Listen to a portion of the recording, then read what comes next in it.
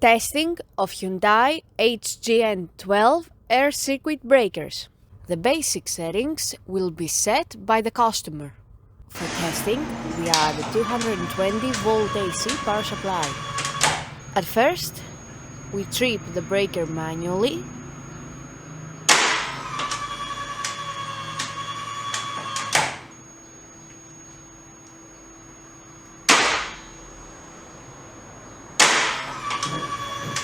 Then we trip the breaker with the help of the UVT.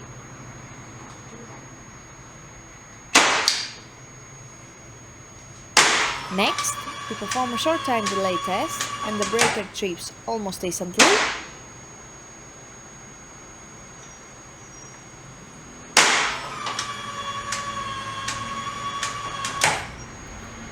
Then, we perform a long time delay test and the breaker trips after about 15 seconds.